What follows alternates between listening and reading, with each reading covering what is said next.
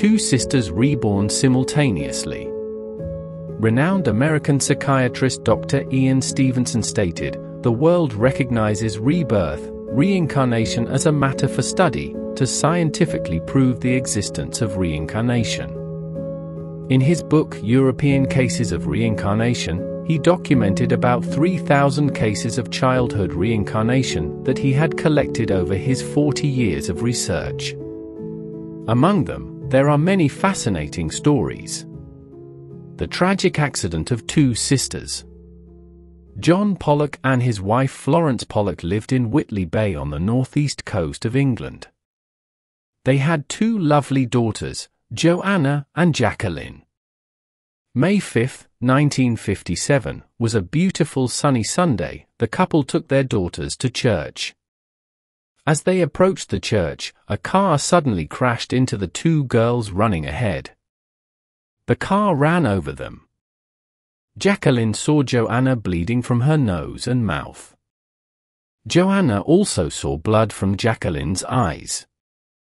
Both sisters died on the spot. Joanna was 11 years old, and Jacqueline was 6 years old that year.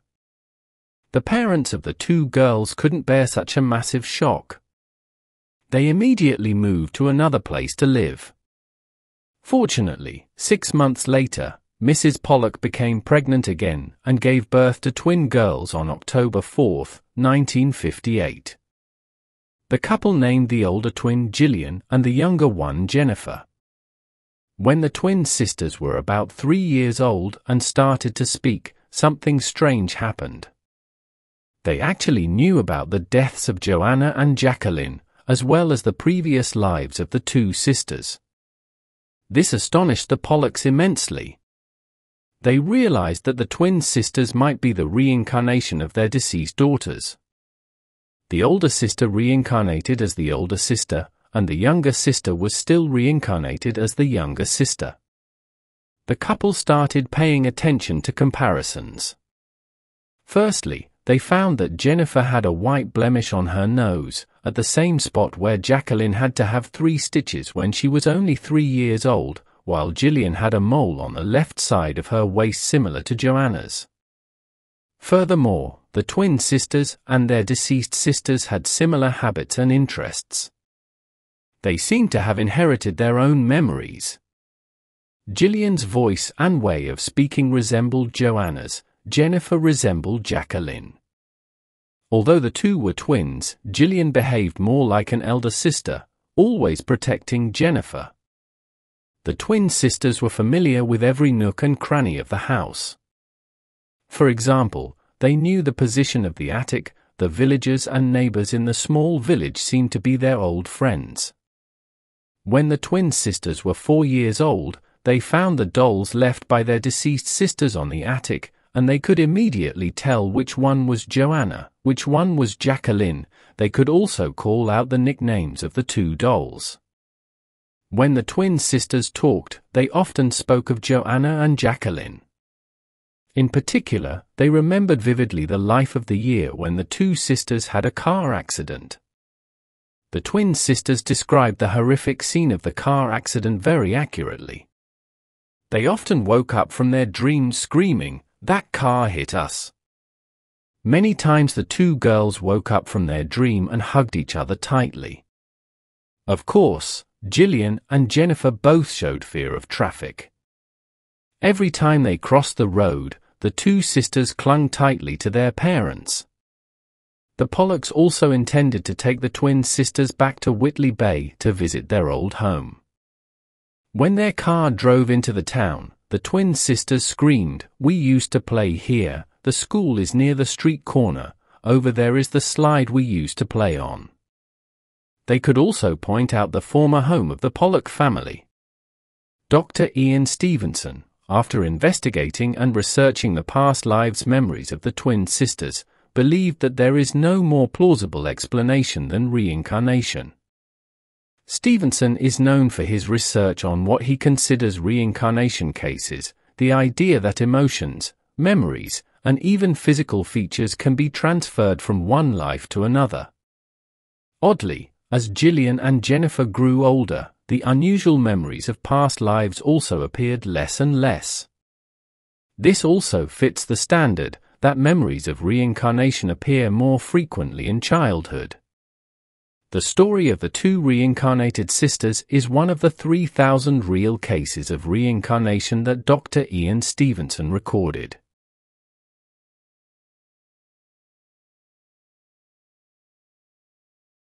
Reincarnation in India, the case of Shanti Devi. Since the earliest civilizations of ancient Egypt, Mesopotamia, ancient Greece, and beyond, the phenomenon of reincarnation has been discussed as a law of life. In recent decades, an increasing number of renowned scientists, professors, researchers, and especially doctors have begun to delve deeply into the study of reincarnation. Meanwhile, around the world, cases of reincarnation continue to occur, whether or not they are known to outsiders. The true story of Shanti Devi, a young girl, once shook the entire nation of India. Major newspapers, radio stations, international scientific delegations, and even Gandhi himself once met Shanti to inquire about her. In Delhi, nearly everyone knew about Shanti's reincarnation. Later on, Vaishnav Nair, Shanti's elder brother, often welcomed journalists, scientists, and researchers from all over the world to learn about and recount the details of his sister's case. Many years after Shanti Devi's passing, her unique case continued to attract the attention of many. Shanti Devi was born on December 11, 1926, in Delhi, India. She began speaking at the age of 3, much later than other children. She often seemed unusually contemplative. While other children teased, disrupted, and quarreled, Shanti remained patient and composed, yet serious like an adult, handling everything gracefully.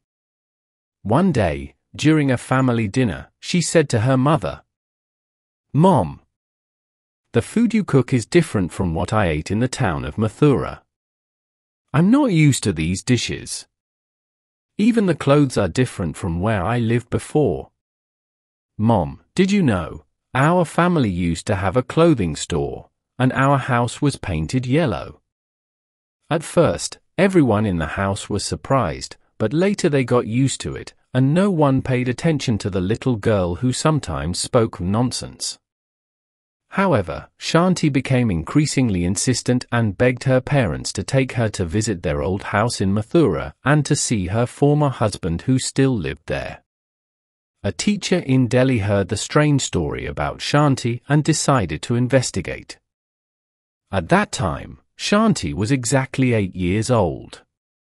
The teacher asked her that if she truly lived in the town of Mathura in her past life and had a husband there, she should try to remember his name. Shanti immediately replied, "If I meet him, I will recognize him right away." According to the report, the reason Shanti did not mention her husband's name was because according to Hindu customs, a wife never speaks her husband's name to others. So, the teacher bought gifts for Shanti and promised that if she revealed her previous husband's name, he would help her go to Mathura. After some thought, Shanti leaned in close to the teacher and whispered, "Remember to keep it a secret. My husband's name back then was Pandit Kedarnath Chaubey." Shanti's father said, no one in the family knew anything about what Shanti said. No one wanted to find out if the house in Mathura or the man Shanti mentioned as her husband were real. We all just hoped that Shanti would forget everything she often talked about. Later on, the teacher came again, this time accompanied by someone with a role at the school, Lala Kishan Chand. They asked Shanti to describe the house in Mathura in detail, including the house number and street name. They carefully noted down her descriptions and asked about the man whom Shanti claimed was her husband in her past life. Afterward, Mr. Chand wrote a letter outlining the situation and sent it to Pandit Kedarnath Chaubey in Mathura at the address provided by Shanti. They called it a shot in the dark because they weren't sure if the person and the address were real. Not long after, they received a letter from Mathura. Everyone in Shanti's family in Delhi was astonished when they received the letter, as the name of the person Shanti claimed was her husband, Pandit Kedarnath Chaubey, was clearly written on the envelope. Upon reading the letter, Mr. Chand was extremely shocked because everything written in the letter matched Shanti's descriptions. The writer of the letter was indeed Chaubey. He stated that he had a wife named Lugdi Bai who had passed away. He was also surprised by what Mr. Chand had written about Shanti in the letter. Chaubey added that he would ask a cousin who was in Delhi to meet Shanti to clarify the situation. About 2 weeks later, Chaubey's cousin named Pandit Kanjimal came to their house. Immediately, Shanti recognized her husband's cousin and asked about the children, the family in Mathura, and even the clothing store in front of the Dwarkadesh temple in Mathura owned by the Chaubey family. Seeing Shanti so young yet speaking like an adult, and knowing that no one in Shanti's family had ever set foot in Mathura, Kanjimal was utterly amazed. Everything Shanti described was completely true.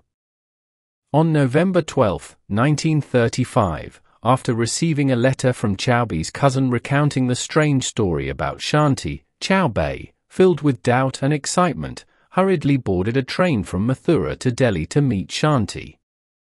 Chaubey, accompanied by his young son, named Nabanita Lal, along with his cousin Kanjimal and his new wife whom Chaubey married after Lugdi passed away, arrived at Shanti's house while she was still at school. As they waited, the members of Shanti's family engaged Chaubey in conversation and shared the peculiar case of their daughter, little Shanti. About an hour later, Shanti returned from school. Upon entering the house, she was surprised to find many people in the living room. Greeting the guests, she scanned each face. When she saw Chaubey, she suddenly appeared astonished and quickly approached him, sitting beside him with a timid air. Everyone present fell silent, observing the scene.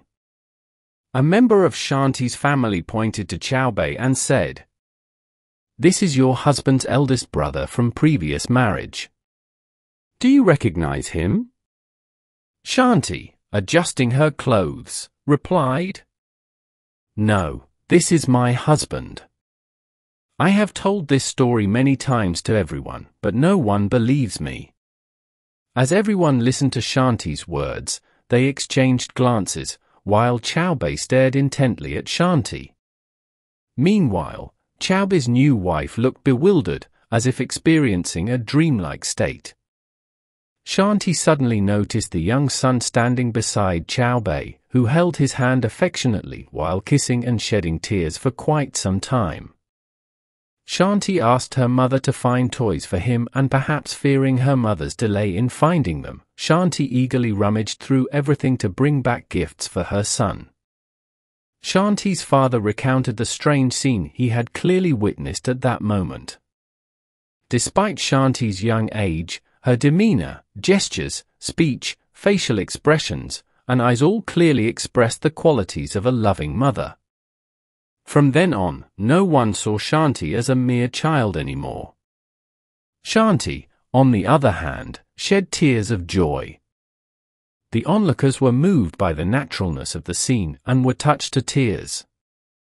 Although Shanti's family tried to keep their story hidden from outsiders, the tale of little Shanti quickly spread throughout the region. Many people rushed to Shanti's house to witness this extraordinary phenomenon firsthand. On that afternoon, Shanti happily urged her mother to cook and invite Chaubey's family over, specifically requesting dishes that Chaubey used to enjoy. Shanti noticed Chaubey's new wife wearing many jewels that once belonged to her when Shanti was Lugdi Devi. After Lugdi passed away, Chaubey had given those jewels to his new wife. After the meal, Shanti asked Chaubey, "Why did you marry her? Didn't we agree that you wouldn't remarry after I passed away?" Everyone was astonished once again.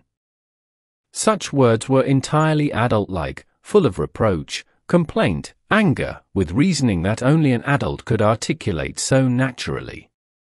While everyone was still in shock, Chow Bei bowed his head silently, saying nothing. Perhaps Chow Bei was recalling his former wife and the vows they made to each other long ago. After a while, Chow Bei raised his head and looked at Shanti, asking, "Shanti, do you remember the house in the town of Mathura from before? Do you know what was in the garden?" Shanti nodded and said, "Yes, I remember the house and the garden very well. There was a well in the corner of the garden. I used to sit by the well to wash clothes, clean utensils, and bathe." Chow Bei asked again, "How did Shanti recognize her son Nabanita, who was only 9 days old when Shanti passed away?" Shanti pondered for a moment before replying to Chow Bei. "Because Nabanita is my life, my existence." On November 24, 1935, a group of researchers investigating the phenomenon of Shanti visited her house and traveled by train to the town of Mathura to explore and study. By then, the story of Shanti had spread throughout the country. Indian newspapers published many articles about Shanti, with major newspapers such as Indian Press, the Tej, devoting extensive coverage to Shanti's story. Accompanying the group were Shanti and her biological parents. On the train, nearing their destination, Shanti exclaimed, "It's already 11 o'clock, the Dwarikadesk temple gate is about to close." In that sentence, Shanti used a particular local term of address, which was quite unfamiliar to many people. The people of Mathura town during those days were abuzz about Shanti's visit to her past life's residence. Indian newspapers reported that on that day, more than 10,000 people gathered at the Mathura town railway station to catch a glimpse of the child. At that moment, Shanti sat snugly in the lap of Deshbandhu, a member of the Indian Parliament.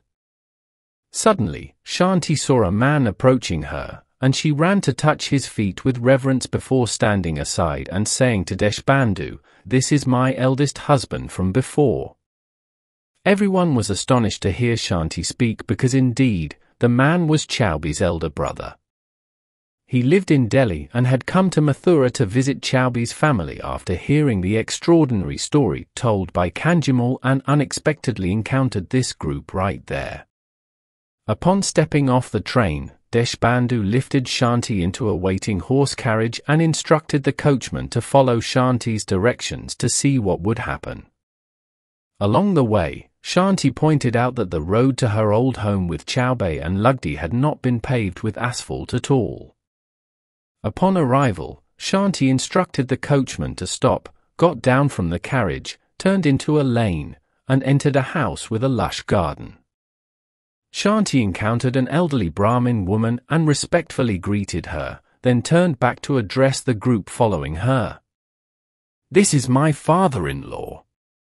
Meanwhile, on both sides of the village road, crowds had gathered to witness the phenomenon of Shanti revisiting her past life's residence. Newspapers in India reported that more than 10,000 people gathered to witness the event at the Mathura town railway station. When Shanti arrived, she visited the entire house and passed by a crowd lined up around the garden. Suddenly, Shanti veered toward the crowd, grabbed the hand of a woman, and exclaimed, "Mother! Mother!" Then, Shanti recognized her past life's father standing among the crowd. The people present at that moment erupted into cheers and applause, having witnessed the living proof of reincarnation. Shanti also led the research team to visit places where she had lived when she was Lugdi. The locals flocked to see the strange phenomenon. The town of Mathura suddenly became bustling and lively. For days later, Shanti and the group returned to Delhi. The town of Mathura gradually faded from view, and Shanti grew increasingly melancholic. Eventually, exhausted, Shanti fell into a deep sleep on the way back. One notable incident occurred when Sushil Bose, a researcher, asked Choubei about Lugdi's health condition and the cause of her death. Choubei explained that Lugdi, his wife, had died from an infection caused by stepping on a sharp bone and passed away at 10 a.m. on October 4, 1925. Upon returning to Delhi, Bose asked Shanti. Shanti mentioned that she was Lugdi, Choubei's wife. Did Shanti remember any injuries or serious illnesses before her passing? After pondering for a moment, Shanti replied, "At that time, I was devoutly religious. I often visited many places on pilgrimage and observed rituals, sometimes even surpassing the prescribed rituals. One day, I walked barefoot around the large temple in Hachapuri 100 times. Unfortunately, I stepped on a sharp bone and suffered a severe infection. The poison entered my blood, and the doctors were helpless." Upon hearing Shanti's account, Bose wrote in his notebook, "There is no longer any doubt about the phenomenon of reincarnation in Shanti Devi's case, a typical case. Everything she described perfectly matches reality. This unequivocally confirms that Shanti is the reincarnation of Lugdi, and Lugdi is indeed Shanti's past life. The true story of Shanti from 1935 to the present has been documented in numerous books and documents stored in national archives and libraries worldwide. The Shanti documents are considered the epitome of reference materials for researchers interested in past and future lives. 3 days before Shanti passed away, she told her brother, "I think I will always remain faithful, before and after, as one with my husband, even if he is my husband from a previous life. Moreover, he is still alive, so I do not want to be reincarnated again." It is known that Shanti lived single all her life without remarrying until her passing. She died on December 27, 1987, at the age of 61.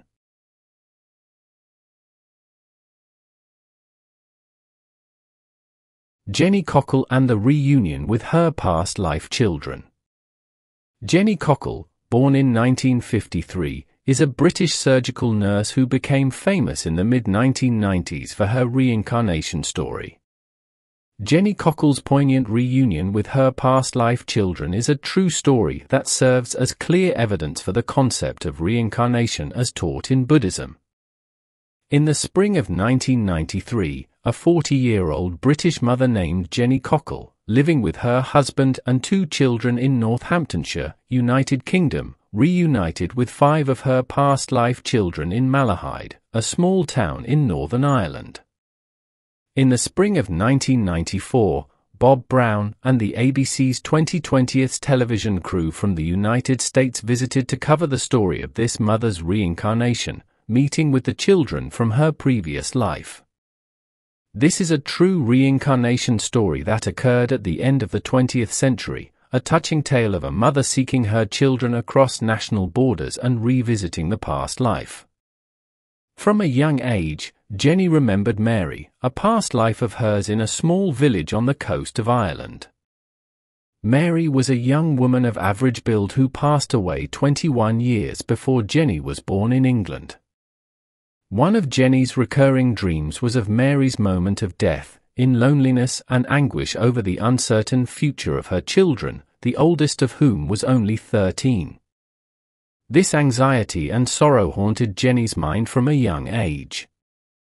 As soon as she could write, Jenny drew maps of the village from memory, with paths leading to a thatched house, Mary's residence, then the church, train station, grocery store, and more. These maps, when compared with the maps of Ireland at school, matched a small village north of Dublin called Malahide. As she grew older, the image of the thatched house, with its rooms and kitchen corners in the town of Malahide, became clearer in Jenny's mind. She always felt guilty for leaving her children behind, which drove her decision to find Mary's children. Cockle's connection to Mary was profound. After giving birth to Lee, 15, and Heather, 11, Cockle decided to find the children Mary had left behind. "I need to know they're okay," she said. "I can't be whole until this is resolved." Looking at the map of Ireland, she intuitively felt that Mary had lived in Malahide, and when she compared the layout of the town to many maps she had drawn from childhood dreams, she found them remarkably similar. Jenny made plans, but lacked the financial means for a trip to Ireland, so she postponed and volunteered to be hypnotized by an expert in the field to explore the past. Through hypnosis, Jenny described in detail the house, every picture hanging on the wall, even a picture of Mary. Jenny also described and drew the church. When she had saved enough money, Jenny set out to find the traces of the thatched house. In Malahide, she stood silently before a house across from the intersection leading to the city, everything looking so familiar. After the trip, Jenny returned to England and began the plan to find her children. She wrote letters to all the newspapers in Ireland, historical societies, registrars' offices, post offices, and villages in Malahide requesting information about a woman named Mary who died in 1930, along with news of her children. Some time later, Jenny received a letter from a landowner in Malahide. The letter stated that there used to be a family there whose mother's name was Mary, who died shortly after giving birth, leaving 6 surviving children. The unfortunate family's name was Sutton, and the children were sent to an orphanage after their mother's death. Just as in her memories and dreams and Mary's anxieties upon death, her children were indeed left alone. Jenny agonizingly wrote to all the orphanages in Ireland to inquire. Eventually, a priest from a church in Dublin responded. After letters exchanged with their denominational headquarters and the Irish Education Department, the priest provided the names of all 6 of Mary's children, saying they had become Catholics at St. Sylvester's Church in Malahide. The priest's letter, though brief, brought great faith and hope to Jenny. Subsequently, through phone directories, Jenny sent letters to all the Suttons in Ireland. She also received a copy of Mary's death certificate and birth certificates for 2 of the children, but found no trace. Once again, Jenny wrote to all the newspapers in Dublin and to Dr. Stevenson, a specialist in reincarnation and past life research, for help. Stevenson introduced Jenny to Gitty Coast, a researcher at the BBC. Some time later, Jenny received a call from the second child in Ireland. The conversation was difficult, with many mixed emotions, but there were promising signs. Jenny promised to send all the records she had kept over the years. Although aware that Mary's children were now in their 50s and 60s, Jenny still felt a strong maternal connection to them. The final phase of the search had arrived. Jenny reported the latest developments to Gitty Coast of the BBC. The BBC wanted to interview Sonny first, and during this time, the two were not allowed to contact each other. They wanted to thoroughly research Sonny, then analyze and compare with the evidence they had about Jenny. Also during this time, the BBC interviewed Jenny further about unclear points. The BBC's investigation lasted for 4 months. Jenny personally drove her entire family to Leeds to reunite with Sonny. The reunion was deeply emotional. Jenny's dream of finding her children had become a reality, and the young mother and her old children embraced with tears streaming down their faces. Before meeting, Jenny and Sonny agreed to allow a BBC researcher to test Cockle's memories through her own clear responses based on a list of questions about Mary's life. Cockle knew details about the Suttons' home, the type of stitches Mary used, and even that the children had once caught a live rabbit in a trap. The results showed accuracy up to 98% and further strengthened Sonny's belief. "It's been about 21 years since my mother passed away to when Jenny was born," he said. "How could she know so much about our family and our home? It shocked me for quite a while, Sunny said. Sunny, like Jenny, received a breakdown and comparison of the evidence from the BBC beforehand. BBC experts never expected that events appearing in the mind could be so accurately aligned with reality, and the notion of life after death became apparent. In 1993, with Sunny's help, Jenny reunited with all 5 surviving children. Over 60 years since their mother's passing, the siblings were reunited, and most importantly, reunited with the mother who had reincarnated, youthful in this life, and seeking them. I couldn't expect them all to see me as their mother, and never expect them to treat me as their past mother, Jenny said. As the child of an electronics designer and a teacher in the affluent town of St Albans, north of London, Cockle soon realized that reincarnation was not something most people took seriously. She recalled her mother's surprise when Jenny, at the age of 3, first mentioned her dreams. "This was a shock to me," Jenny said. "I thought everyone knew about their past lives." Meanwhile, her husband, Steve, 40, a landscape designer, and their children supported her efforts to find the Sutton family. In 1994, Bob Brown and the 2020th television crew from ABC in the United States once again brought Jenny and her 5 children back to the town of Malahide to reunite, coinciding with Sunny's 75th birthday. On this occasion, Jenny was led by her eldest son, now 75, to visit her grave from her past life. Standing before the grave and the camera lens, Jenny said, "There is no one in this grave. What remains in it are just dry bones, really nothing at all. The spiritual energy is now within me."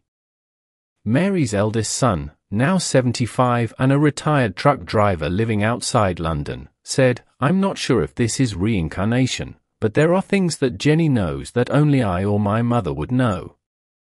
After the Sutton family dispersed following their mother's death, they had mostly lost touch with each other for nearly 60 years. Jenny's search brought them back together.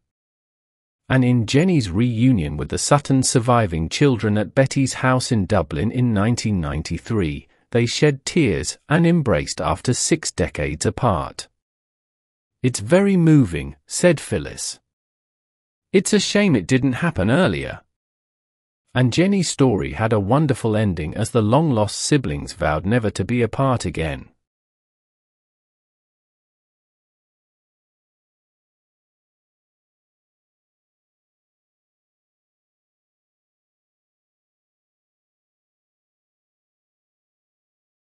A case of reincarnation, rebirth in Brazil.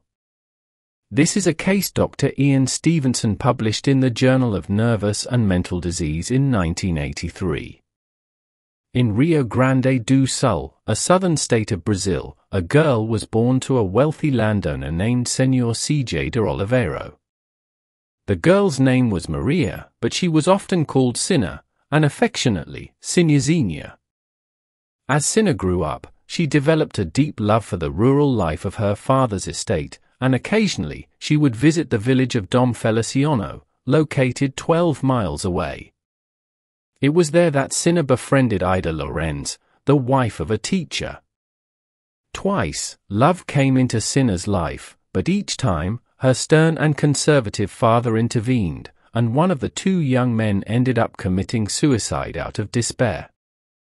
Cinna became increasingly melancholic. Concerned, her father arranged for her to travel to Pelotas, a seaside town, during the festival season, but even there, her condition did not improve. With the intention of destroying herself, she took to fasting under the cold sky until she became exhausted.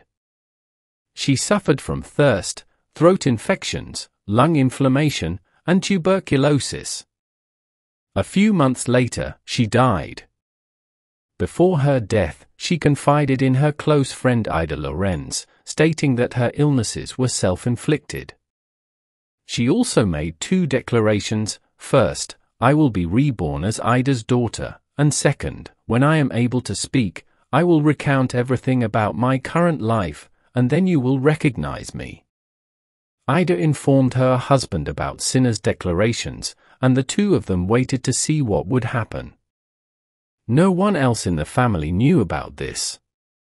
A few months after Sinner's death, Ida gave birth to a daughter named Marta. Marta had striking similarities to Sinner. When Marta was not yet 1 year old, Sinner's father visited the Lorenz family, coincidentally at the same time as Valentin, another acquaintance.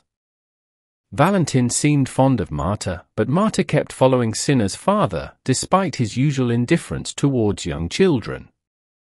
Marta even patted his beard and said, "Hello, father." At that time, this greeting meant nothing to him, but 11 years later, he acknowledged that Marta was indeed the reincarnation of Sinner. The following account is from Ida Lorenz, Marta's current mother, as translated by Dr. Ian Stevenson, who investigated this case. Marta's older sister Lola witnessed the following event. When Marta was 2.5 years old, after washing clothes at a nearby stream with Lola, they returned home. Marta said to Lola, "Carry me." Lola, like all the other neighborhood children, didn't know anything about Sinner's reincarnation claims, so she replied, "Why do you need me to carry you?" Marta said, "When I was older, and you were younger, I used to carry you." Lola laughed and said, "When were you older?" Marta replied, "When I wasn't here, but far away from here, where there were many male cattle, milking cows, many orange trees, and many animals like goats, but not those stupid ones." She meant sheep, which she had never seen. This description matches Sinner's parents' farm. As they walked and chatted, Marta and Lola arrived home. Lola recounted Marta's strange ideas to us, and I said to Marta, "My dear daughter, I have never been there, so why do you say you were there?" Marta replied, "That's right, at that time I had different parents." Another one of Marta's sisters teased her. "So, you also had a black-skinned servant like we have now, didn't you?" Referring to the orphan black-skinned girl we were raising.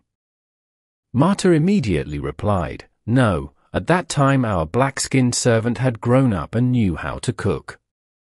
We also had a little black girl, and one day this little girl forgot to fetch water, so my father punished her." Upon hearing this, I said, "Your father has never punished a little black girl, you're just a little girl." Marta said, "But that's my other father." When the little girl was being punished, she cried out and pleaded, "Signorina, please save me," and I begged my father not to punish her anymore, and the little boy immediately went to fetch water. I asked, "So who is Sinner or Signorina?" Marta replied, "That's me, and my name is also Maria, and another name that I can't remember." Sinner's full name was Maria Januaria de Oliveira. To test if Marta's claims were accurate, Ida also asked a question. "Your mother often visits the farm to see Sinner. What does Sinner usually do to welcome her?" Marta replied that Sinner would often prepare coffee in advance, then stand waiting outside while listening to her phonograph on the porch. After interviewing Sinner's younger sister, Dr. Ian Stevenson confirmed that Marta's description was indeed accurate.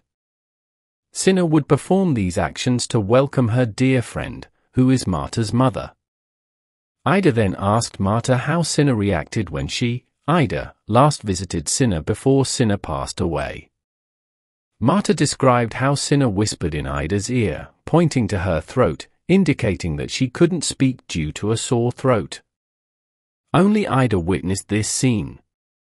In the following years, Marta documented 120 accounts of Sinner's life and acquaintances. Her current father keeps all these records. Many details were unknown to him, his wife, and even other children in the family, but upon verification, they were found to be accurate. Marta often spoke of Sinner's house and expressed a desire to visit.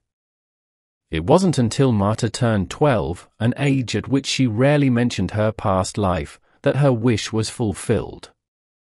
Upon arriving at the house, Marta immediately recognized a wall clock as her own. She pointed out her name engraved in gold behind it.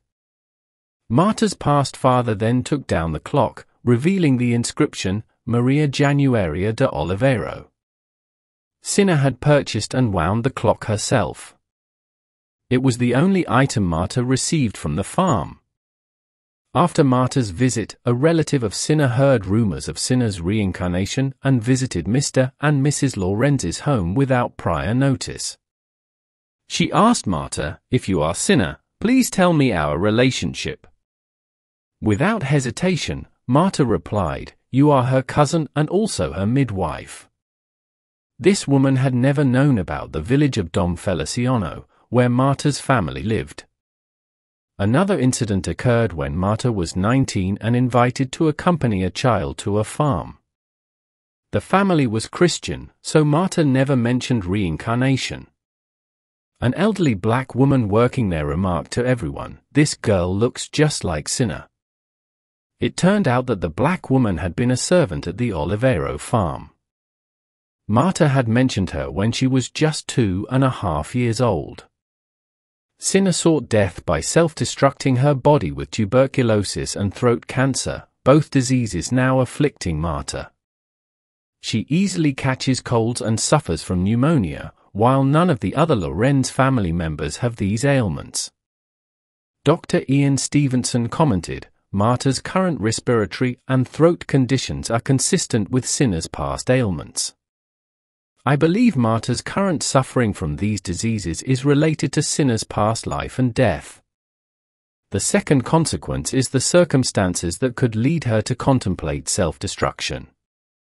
Marta confirmed to Dr. Ian Stevenson that while she never intended suicide, she might consider it if a gun were readily available. On a spiritual and inspirational level, Marta has transcended the goodness of her past life. Many people remember her fondly for the love and compassion she shows in her current life. With her reincarnation experiences, she has found effective ways to alleviate the suffering and sorrow of those around her. Dr. Ian Stevenson wrote in his report, "One day, a widow visited the Lorenz family and lamented her husband's death. She said, 'Oh dear friends, once someone dies, they never come back.' Upon hearing this, Marta spoke up, 'Please don't say that.